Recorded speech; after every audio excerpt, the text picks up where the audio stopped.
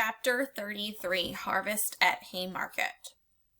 When Cyrus Hall McCormick opened the McCormick Harvester Works in Chicago in the 1840s, he worked alongside his 23 employees. Of course, he knew them all by name. He cared about them. A few years later, the McCormick factory was making more than 1,000 reapers a year. Cyrus still knew all 200 of his workers. By 1884, the year Cyrus McCormick died, his plant was enormous. It covered 12 acres, 1,300 men worked 10-hour days, 6 days a week.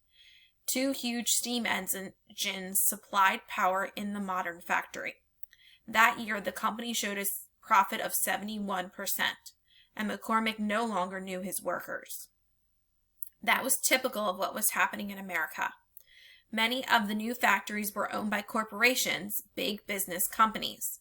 The owners of the corporations sometimes didn't even live in the same town as their workers. Some of those owners got very rich but refused to pay their workers a fair wage. Often they seemed to forget they were human beings.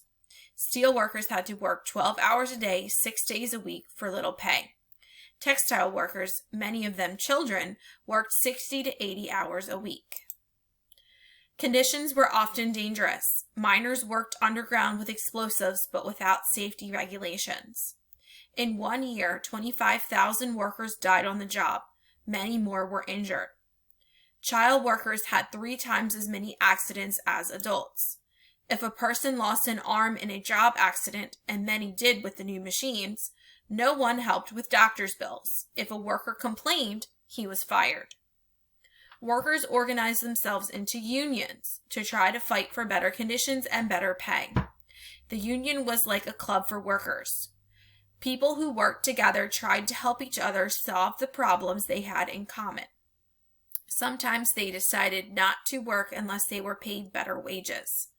In other words, they went on strike. Naturally, the owners hated strikes. They often fired anyone who joined a strike. Sometimes they hired police or soldiers to break a strike. Sometimes strikers were shot. Businessmen often took the law into their own hands. If they were powerful enough, they got away with it. Cornelius Vanderbilt was blunt when he said, "Law? What do I care about law? Ain't I got power?" He wasn't the only one who felt that way. Carnegie and Rockefeller hired their own police forces. Workers began to demand their own power. The unions grew. Many Americans, especially the new immigrants, learned about democracy in the unions. Workers, labor, and business owners, management, and capital often had opposing interests. Workers wanted good wages and owners wanted to keep their labor costs low. There wasn't much long-range thinking. With good wages, workers could buy the products the industrialists were making, and everyone would profit. Sometimes the relationship seemed like war. It was big business versus the unions. And because the situation was new, it was confusing.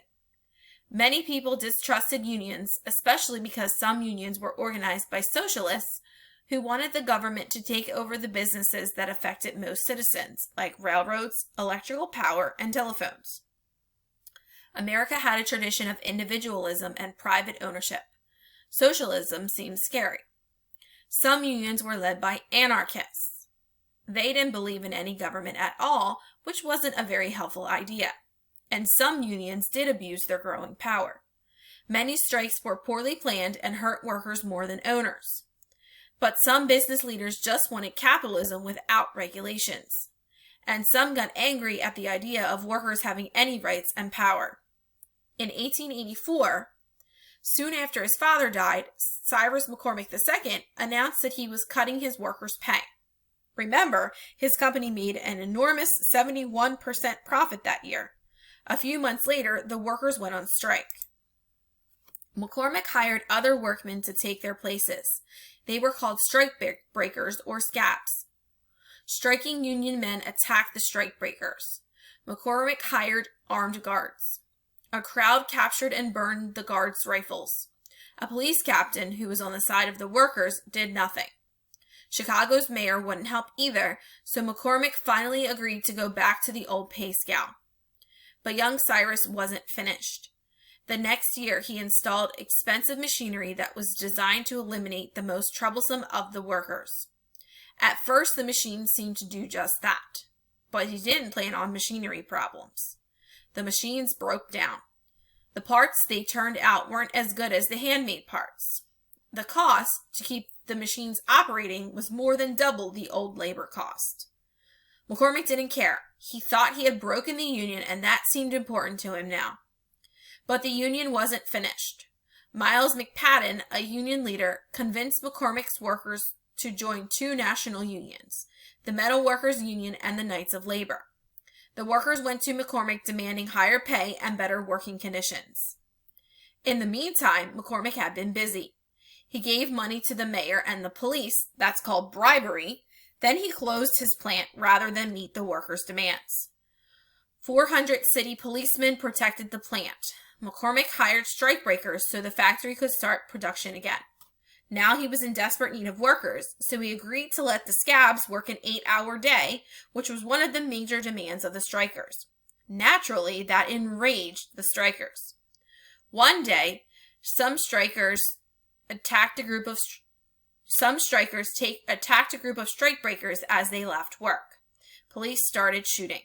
2 men were killed and several wounded. The next day, more than 3,000 workers gathered in Chicago's Haymarket Square to protest the shootings. Most of the speakers were socialists, but they were peaceful but angry. Then it began to rain. Only 300 workers remained when 180 policemen marched into the square and demanded that the meeting be ended. The speaker was ready to go home.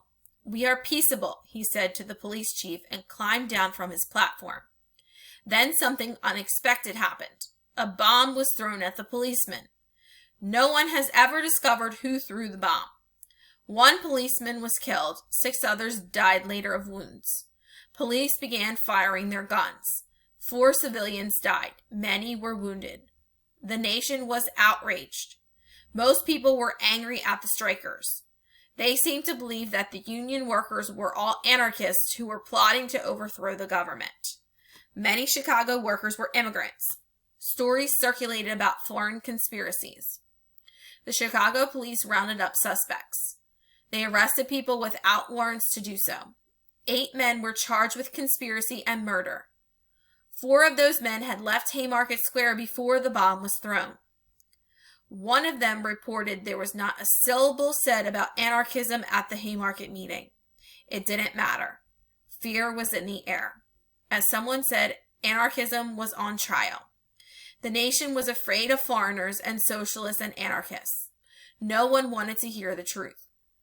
All 8 men were found guilty. 4 of them were hanged. 1 was sentenced to 15 years in jail. 2 had death sentences changed to life in prison. 1 committed suicide in prison. At the McCormick factory, the workers returned to a 10-hour day.